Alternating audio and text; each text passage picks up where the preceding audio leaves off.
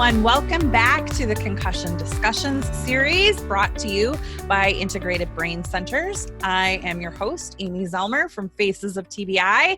And today I'm here with Dr. Nate Keiser, and we're going to be talking all about dysautonomia. So I'm so excited to have you here. I always enjoy chatting with you, and you are my go-to person for dysautonomia. So super thrilled to have you here. Thanks so much. I'm really glad to be here. Thanks so much. So dysautonomia, such an important topic after concussion. And it's a term you probably have never heard before until after you've had a concussion. So maybe let's just start by what is dysautonomia? What does that word mean? Yeah, that's the right place to start. So dysautonomia is what happens. So we have, we kind of organize our brain into different parts. That's the way we think about it as humans. So we have this one part that's called the autonomic system, and it does kind of what it sounds like it does. It helps your brain be able to non-consciously automate a lot of the processes that go on in your body. So for example, breathing, heartbeat, keeping your temperature under control, doing your digestion, all of the things that you don't really have to think about. They just kind of happen automatically. Your brain has built out the system that allows that to be able to kind of run on a parallel circuit to what's going on.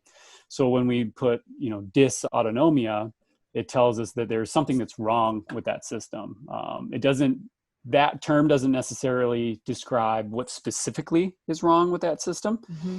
But it does tell you that something is wrong with the way that portion of the nervous system is operating, which is kind of a big deal, because when we think about the stuff that we automate, it's all like the vital stuff, like all the things that you would measure if you were taking someone's vitals, right? The vital stuff is the stuff that's kind of on autopilot. So we really like to pay attention quite a bit, especially after a concussion. Yeah. So what are some of the ways that you are going to check someone for dysautonomia when they come in? Sure.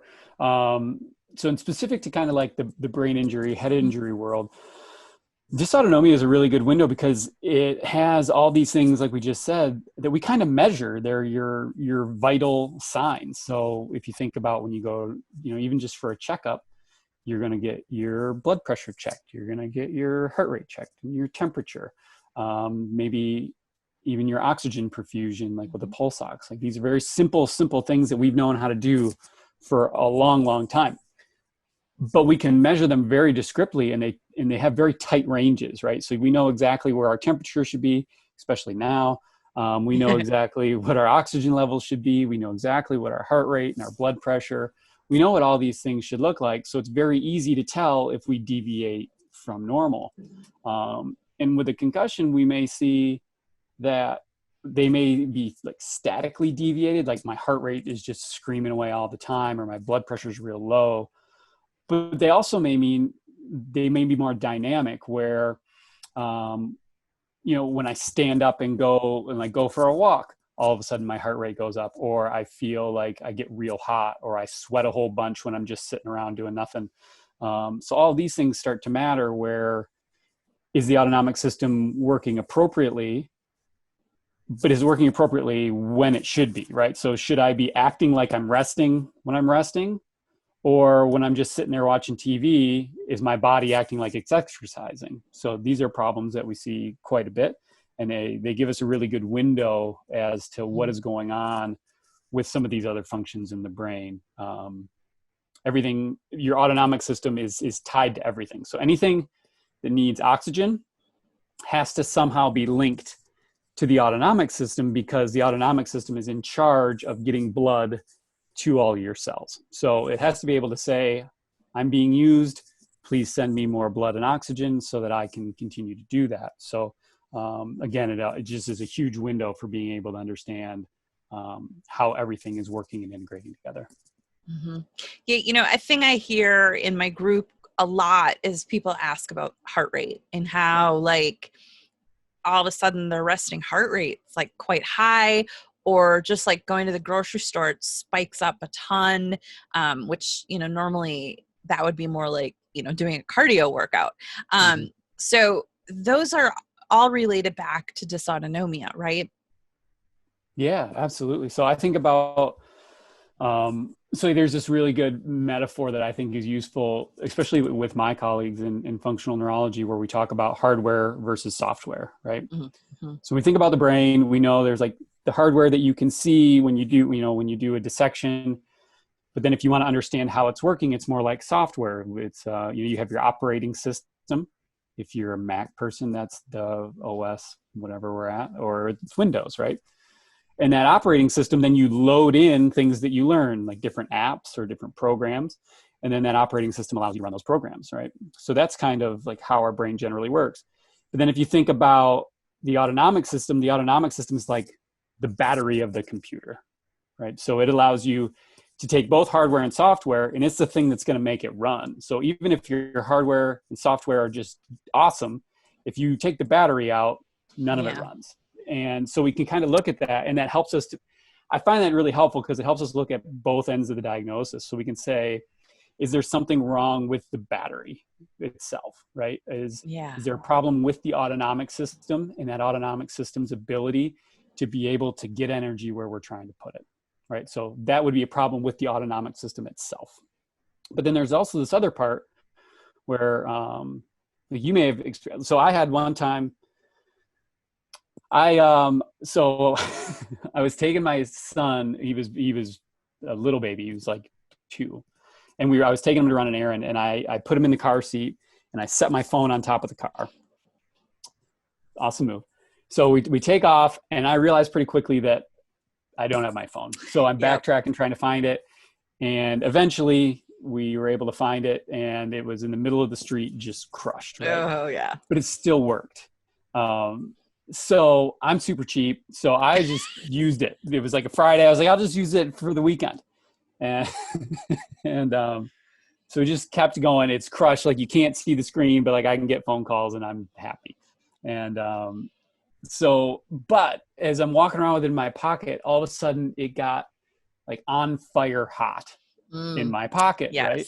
And so as you know, when the stuff doesn't work right, it takes way more energy, right? So even though all this stuff in that phone technically could still run, it was not efficient. It wasn't working, and it was getting so hot from just using so much energy. So when I think about the autonomic system, I'm also thinking about that, like, especially in concussion, we have these injuries that can be in all sorts of configurations. But what we do know is that when something doesn't work well, it takes way more energy to try to run normal stuff. Yeah. So if we find we may have portions of our autonomic system are fine, they're intact, everything works great, but we have other parts of our nervous system, our brain, other things that are just costing so much energy to run because they're not working very well. So when I think about dysautonomia and we think about it after a concussion, we think about that. So is it a problem with the autonomic system, the battery itself not being able to get energy where we got to go? Or do we have portions that are just using way too much energy that are overutilizing that battery? They're sucking that battery life up really fast. So I think that helps really understand how you can start to look at it. And from there, it gives you the ability to kind of look in deeper and say, okay, well, what about that doesn't work? Or what about this is using way too much energy to kind of run with? Yeah. That's a great analogy about, certain parts are using too much energy. And, I felt like in the beginning I had physical injuries. I had dislocated my sternum and torn a whole bunch of muscles. And so I always felt like the first 6-8 months, my brain was sending all its energy to heal the physical wounds, right? And it couldn't even think about fixing itself until after that stuff was healed. And, I think that's kind of what you're saying too, is like, we only have so much energy to go around in our body. And if it's using too much in one area, it's depriving it in another area. Yeah, I think that's beautifully said. So we have to be just aware of that energy crisis. I mean, we talk so much, and we've talked about this in the past a whole bunch, about this idea of heart rate, things like POTS, postural orthostatic tachycardia syndrome, where people do not much, they stand up, and all of a sudden their heart rate's screaming, or they're just sitting around doing nothing and their heart rate starts to come up. And so what we think about is it's a sign. It's the sign that our ability to send energy right now is not adequate for whatever we're trying to do. And that may be because we are trying to heal, we're trying to just get by, or because we're doing too much. I think both ends of that are on our spectrum. So yeah, exactly what you said, being able to understand kind of where that is really matters. Are we in a healing phase? Are we in a phase where we need to be growing more, where we need to be pushing the system? Those are questions that we have to answer for everybody individually, because if you have these injuries like you had, your course of treatment's going to be way different, because we've got to be able to like get you some stability before we just kind of send you off and running, which looks way different than someone who's like, who's feeling dizzy, but is, fit and healthy and, playing hockey or whatever it is. Yeah. And, and I think in all the people I meet, I think the people who get the most frustrated are like your elite athletes, because they cannot, like, they want to get right back into like their ultra marathon or whatever it is that they do. And I mean, even for the non-athlete like me, like it was hard just to even, I remember going to the grocery store, like carrying the groceries in from my car, because I lived in an apartment. So I had to, take them down a hallway. That was like going for a run. Like I would have to sit down and take a little rest before I could even put my groceries away. So just, that whole concept of like, you have to give your body some time and let that energy reserve like build back up again. Right? Like that's exactly it. So when I think about this, I think about, so there's a concept, in like the training world, in exercise and in training for sport, where we talk about overtraining. Overtraining is this concept where we basically, we expect that the amount of training that we do should be at the right dosage so that we can rest enough, and then in that rest period be able to actually have a better outcome. So our muscles grow, our brain's able to control it, we get stronger, away we go. So that same concept from overtraining, we know that like the way that you defeat overtraining is you can reduce your exercise load, or you can improve your recovery. And I think that correlation is right in what we think about with dysautonomia, where we're thinking about, all right, is our workload just too high for the given situation? So if my brain is recovering from an injury, it may not be able to tolerate a very high workload right now.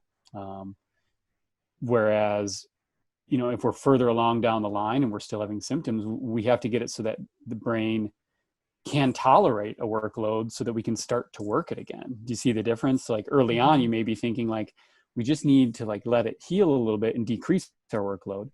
But then once there's a point where we've decreased workload, if we're still having a problem, we have to understand what the problem is so that we can start to increase our workload again. And I think that part is really nuanced.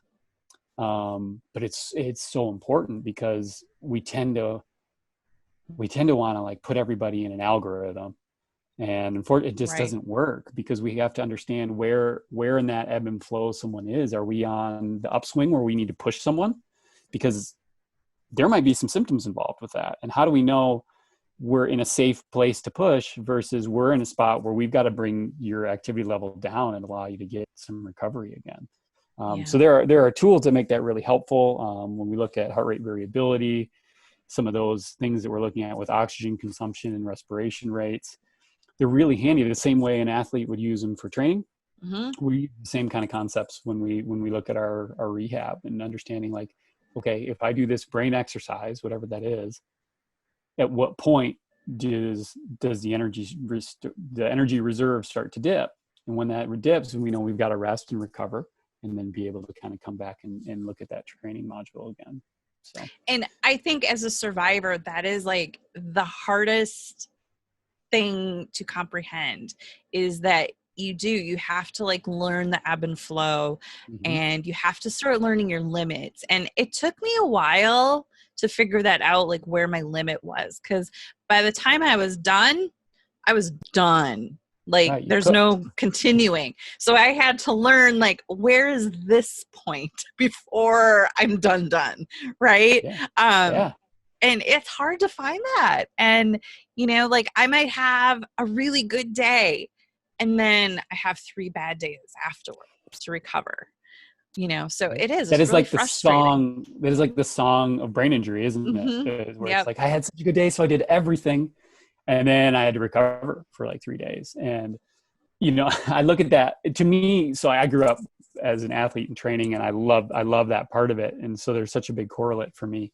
But to me, that's like people that are like, you know what, I'm gonna start working out today. And they go in and try to do like an elite workout. And then the next day they're so sore they can't get out of bed. Right. It's kind of the same concept where, but there's value in that soreness, and there's value in that little push, but there's too much too. And like you said, finding that limit of like, where can you balance that teeter totter where I'm getting enough dosage where I'm making a difference, but then I'm not going so much where I just completely tumble and fall off this thing. So I think that point that you made is so helpful for so many people, because you almost start to feel bad if you're not doing enough. Like, I'm just laying in bed and I'm not getting better. There's so much angst that comes with that. We've got to be better at being able to like make a plan and say, here's our plan, and here's where you stop, and here's where it's okay to start, and just staying in that range is so important. Yeah. So let's talk a little bit about, how do you manage dysautonomia? Like, what are some of the tips and tricks that you do with your patients? Okay. So let's answer that 2 ways. Let's look at like kind of like zooming out, like strategic ways, like how we think about it. And then that might help like with some of the tactical parts. Because if we go tactical first, I'm afraid that I'll give people suggestions that aren't built for them. Right. So from a strategy point of view, it's just what we talked about. It's energy management. So we're looking at 2 sides, and I think the more data we have on both is really helpful.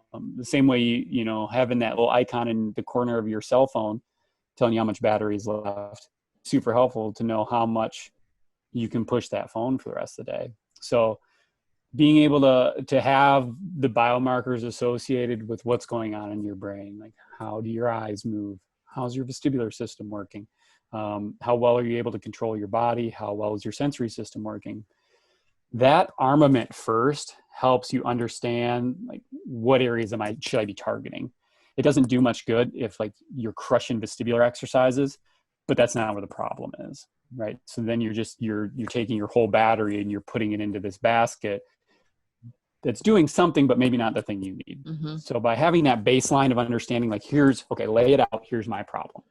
And if I can focus a portion of my energy just to fixing my problem, and then I can focus the rest of my energy on just living my day, then I know over time, I'm going to get to where I need to go. So that's kind of that first thing, is just stepping back and saying, all right, where do I need to put my energy to heal? And then where do I need to put my energy to live? I think that first question that we answer for people is really easy one to skip. But it's so important. Like, you can't give someone 6 hours worth of exercise who's got 2 kids and like a family and a dog. Like, you just can't do that. So you have to be able to understand that first question first. And then moving forward is what things, like how good are we at recovering? And so with the way my brain is working right now, is it optimized to be able to recover? So if certain injuries, if I have injury in my frontal lobe or injury in all over the place, we don't have to get that deep. They're going to affect my sleep. They're going to affect the way my blood flow irrigates my brain. They're going to affect the way I breathe. They're going to affect the way I digest. All of those things combined make up recovery. They make up your ability to reset your energy store. So if someone's got dysautonomia, we always think about heart rate because it's so easy to measure. But what we sometimes forget is we're also regulating a temperature all the time. We're also breathing all the time and having oxygen exchange in our brain and through all our cells. We're digesting food, we're excreting, we're making sure our liver can detox and our kidneys can keep our blood clean. Like, all that stuff's happening. Maybe it's not as like top of mind, right? But it's all happening. So it's all taking energy. So if we know we're not efficient in our heart rate, there's a pretty good probability we're not efficient in some of these other areas as well. So we really have to be conscious of like, what is my capacity for recovery? And that may mean, you know, things that you talk about all the time, things like meditating and breath work. It may mean you got to get more sleep and not feel bad about that. It may mean that you've got to do some little breaks between your work so that you can have some recovery time built into your day. All of those things are the things that make us feel guilty because we all want to achieve, but they're all the things that, depending on if you need them or not, you may have to do. So I think that's kind of the second part, is understanding like, what is your reasonable amount of recovery? It may not be 5 hours of sleep and a coffee anymore. It may be like you got to chill out at night and rest. It may be like you've got to like eat foods that aren't so hard on your GI system to digest for a little while. It may mean that you've got to do some breath work to slow yourself down again. Now, it doesn't mean that that's going to be that way all the time, but it can be a tool that helps you with recovery so that you can get some wins and be able to actually start to get going somewhere. So that would be kind of number 2, is thinking about recovery. And then from a tactical point of view on like things that you can do, we talked about, we want to be able to make sure that we're addressing areas that don't work. So anything that's stealing productivity. So if I've got, my eyes are just jerking around like crazy, which you've seen a ton of, right? If that's happening, like every time that goes this way, it soaks up so much energy from my brain. And like you mentioned, we only have so much to give. On the course of a day, we've got one battery worth of energy, and we get to spend it how we spend it, but we don't really get a lot of extra. There's actually a good paper published on that this year, which is pretty cool. So being able to parse out, like, if my eyes are stealing boatloads of energy from me, it makes a whole lot of sense to work on that, maybe more so than even like doing my breath work today, right? So I may get a better upside, better investment by getting all of this stable so that it's normal energy expenditure, rather than spending all my time to get like a little piece of it back through another way. And again, that kind of goes back to what we said with like knowing what's wrong first so that you can apply it. So I think from a strategy point and then from a tactical point, those are good things to do. And then the other helpful one, I think, is actually having a measurement and knowing where you stand. And that could be from measuring your heart rate. It could be, I mean, we have so many little wearables and trackables these days that they're ubiquitously available, which is fantastic. I love them. So you can know, like, and then you're not beating yourself up about it either. You can know, like, wow, today I didn't feel like I did a lot, but I can see that my heart rate's gone up and my breathing rate's gone up. So that tells me that whatever I did today, it was a little bit harder on me. It was a workout. It was a workout, and I should treat it that way. So being able to kind of track that is good. And it's good to be able to track and compare that with how you feel so that you can start to sync them up again. Because sometimes, and I think most of the people that are listening to this have experienced, like, you kind of lose your calibration of what is normal. Like, you don't know what normal feels like. So then it freaks you out, because then you're like, I don't feel normal and I don't know how to judge what is normal, which makes you kind of default to like everything is bad. Which is, it's miserable. So it's helpful to kind of, to just take a couple little things that you can measure and feel comfortable with, and then you can recalibrate to that so that you know, okay, this not as bad as I thought it was, or like, this is the moment when I need to relax, or this is time for bed, or, you know what, I thought I was a little bit nervous about that thing I did. I was nervous about the walk I went on with my friends, but it turns out I actually recovered pretty decently from it. So I don't have to be nervous about that today. So I think those are useful. Now, there, as you know, and as I've experienced, like, there is the other side of that where you get just vortex into the tracking, where all you can think about is tracking. Yeah. So there's like a healthy medium in between where it's like comparing the two. I did that. So when I had my stuff we talked about before, like checking pulse constantly was part of feeling like get hyper focused on it. Yeah. So, I mean, that's not so healthy. That's not so great. But if you can have a measure to say, like, I'm going to use this is a good proxy for what's going on with my system. And it's not going to be the same for everyone. Yeah. But having a proxy that says like, this is what happens when I start to get fatigue is super helpful. Mm-hmm. Well, Dr. Keiser, this has been such a great conversation, such an important topic. And, I feel like it's not very well understood in the broader community.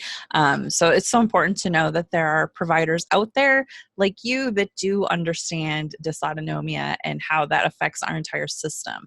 So thank you for being here today. And if people want to get in touch with you, your website is Dr. Keiser, that's drkeiser.com. And on Instagram, they can follow you, Doc Keiser. And I have to say, I love following your Instagram. You post so many awesome videos and just like little how to do little exercises. So I encourage everyone to follow you.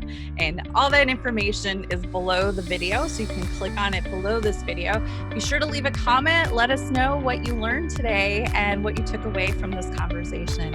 And again, thank you, Dr. Keiser, for being here. Thanks so much, Amy. I always enjoy talking to you. We'll talk again soon.